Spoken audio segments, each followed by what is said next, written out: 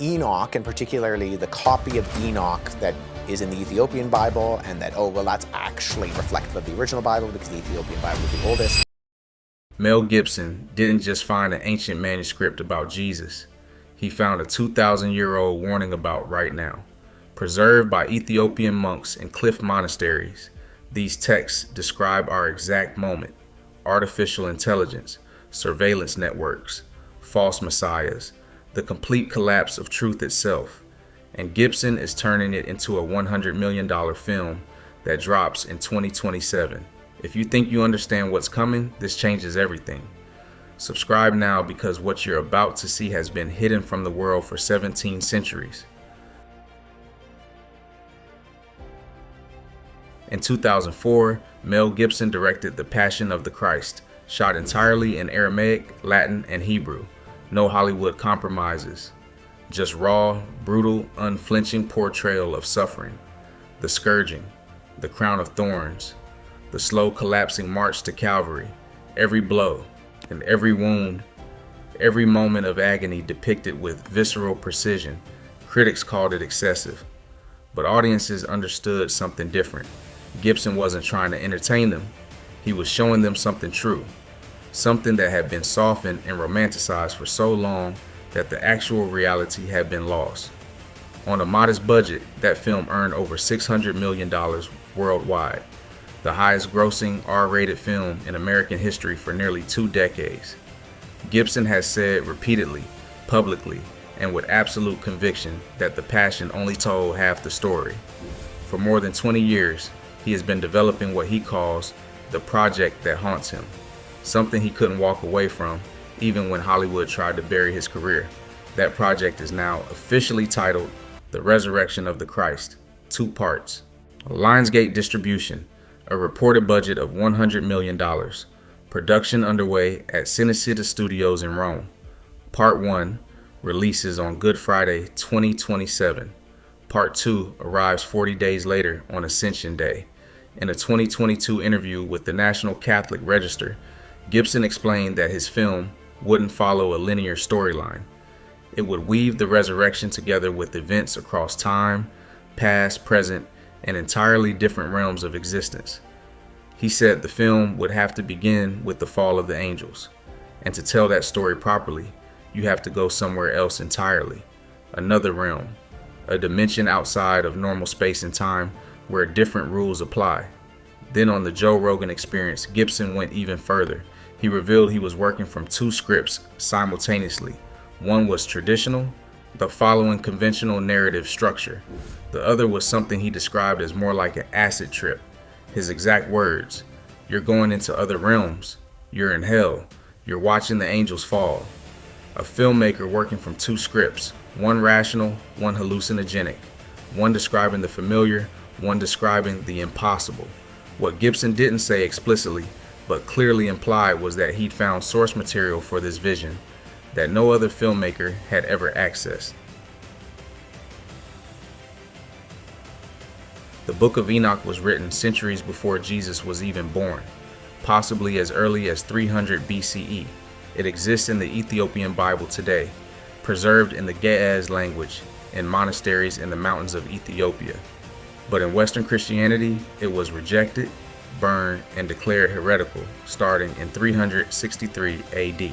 Says possession of a copy during the Middle Ages could get you executed, but the monks preserved it anyway. And in that text is a description of the modern world, your world right now, so precise and so detailed that you'll understand immediately why institutional power wanted it destroyed. Enoch describes a time when knowledge would explode exponentially across the earth, not wisdom, knowledge, the accumulation of information without the understanding of what to do with it. He describes humans creating machines that think without consciousness, algorithms that make decisions without understanding.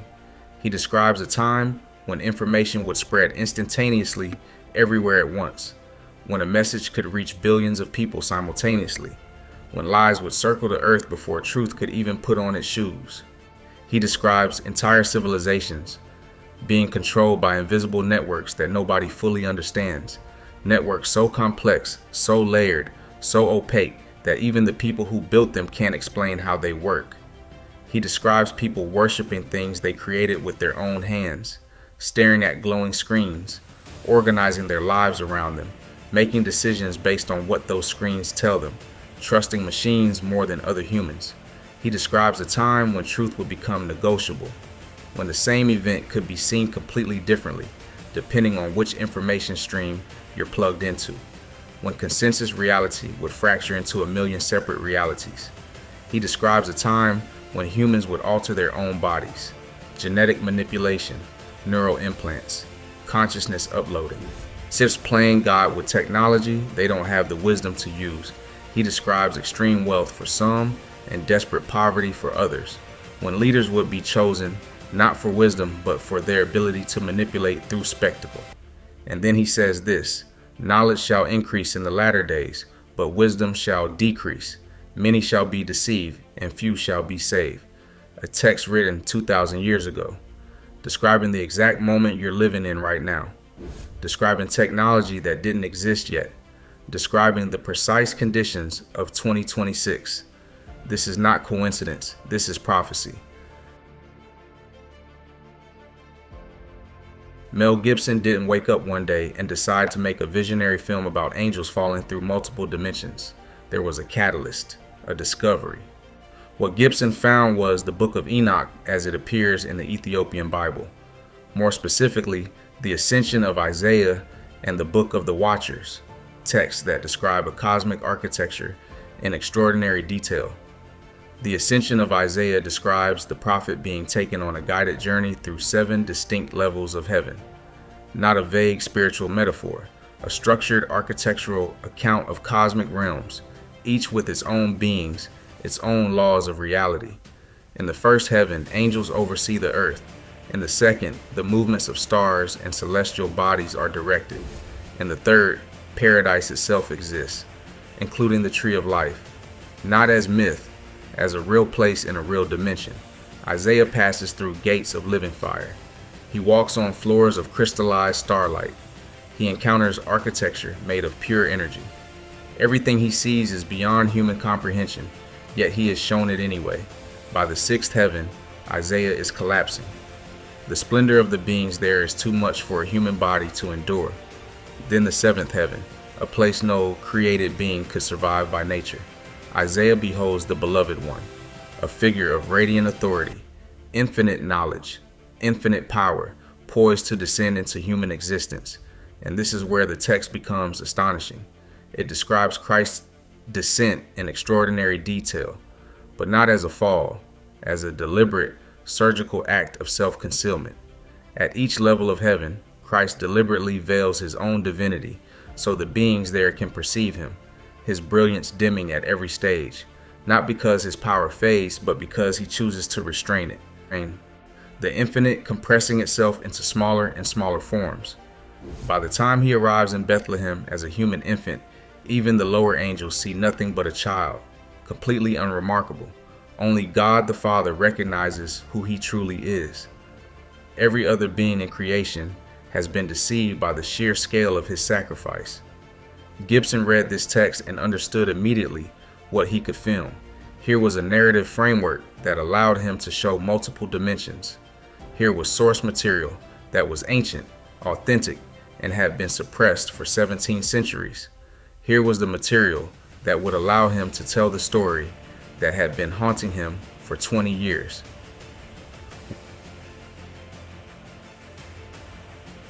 The Book of Enoch, chapter 80, is titled Signs and Wonders of the Latter Days. It describes a time when the sun would grow dark, not in the sky but in human consciousness, when people would stop seeking light and instead orient themselves toward artificial illumination. It describes a time when truth would become negotiable, when the same event could be seen completely differently depending on which information stream you're plugged into. And then it says, knowledge shall increase in the latter days, but wisdom shall decrease. Many shall be deceived and few shall be saved. This is the core of Enoch's prophecy about our time. Not that knowledge would disappear, that knowledge would explode, that humans would have access to more information than any generation in history. But wisdom would decrease. Wisdom is not knowledge. Wisdom is knowing what to do with knowledge. Wisdom is understanding consequences. wisdom is seeing patterns across time. And Enoch predicted that in a time of infinite knowledge, wisdom would become nearly extinct, that people would be drowning in information but starving for understanding, that they would know more and understand less than any generation in history. More than that, he predicted that this condition, infinite knowledge combined with zero wisdom, would be the perfect environment for deception, for manipulation, for the rise of systems that could control human behavior without humans understanding they were being controlled. You can access any information, any video, any argument, any perspective. You can find evidence for virtually any belief you want to hold. But the algorithms that decide what you see, you don't understand them. Nobody fully understands them. They're so complex that even the people who built them can't predict what they'll do. You're swimming in knowledge, but you're drowning in confusion. And Enoch said this is exactly what would happen in the final days. One of the most controversial passages in Enoch describes a binding of the spirits, a time when invisible forces would be released to confuse humanity. Forces of chaos, forces of distraction, forces designed to prevent humans from seeing clearly. Enoch describes a time when people would lose their capacity for discernment, when they would become unable to distinguish between truth and lies. And then Enoch describes a system of control so complete, so pervasive, that nobody can buy or sell without participating in it. Not a physical mark necessarily, though that's coming too. A digital one, a record, a score, a number assigned to every person. He describes a time when humans would be constantly watched by systems, by cameras, by sensors embedded everywhere, when every transaction would be tracked, every movement recorded, every word analyzed, when the only way to exist in society would be to accept being seen, analyzed, and judged by algorithms that operate according to logic no human fully understands. He calls it the mark of the beast. And he says there would come a moment when every person would have to choose whether to accept the mark or refuse it, whether to participate in the system or opt out. That moment is approaching. Neural implants that can read your thoughts, digital currencies that can be turned on or off based on your behavior, AI systems that know more about you than you know about yourself, biometric systems that can identify you from your face, your gait, your voice. The infrastructure of total control is being built, not in secret, in plain sight, funded by governments and corporations, promoted as convenience, as safety, as progress, and Enoch predicted this 2,000 years ago. Another section of Enoch describes a time when many would arise claiming to be the answer, not necessarily claiming to be Jesus, but claiming to be the solution, the savior, the one who could fix everything. Political leaders would arise, tech billionaires would rise to prominence, influencers would gain massive followings, visionaries would present grand plans for solving the world's problems. Enoch says, "Many shall come in my name saying, I am Christ, and shall deceive many." But the deception isn't that they claim to be Jesus. The deception is that they claim they can fix the broken system from within the system itself, that technology can solve the problems created by technology, that surveillance can protect you from surveillance, that artificial intelligence can manage the chaos created by artificial intelligence. Enoch says the deception will be so sophisticated that even the wise would be fooled, that the false messiahs would perform signs and wonders, that they would seem credible, that they would have real power, but their solution would only deepen the trap. Every step toward their promised salvation would be a step deeper into control. Every technology they offered would increase surveillance. Every system they created would increase dependence. The Book of the Watchers, part of Enoch, tells a specific story. It describes beings called the Watchers who descended from heaven and taught humans forbidden knowledge, not kindly instruction, technology, tools of power. They taught humans how to make weapons, how to manipulate the human body and mind, how to build systems of hierarchy and domination. And this knowledge spread like a plague. Every empire that rose on the technology of the Watchers. The natural world became corrupted. Animals interbred in unnatural ways. The entire ecosystem became confused, unbalanced, and humanity, having tasted the power that came from this knowledge, could not turn back. The Watchers were eventually imprisoned, but their knowledge remained. It was passed down, hidden in symbols, encoded in myths.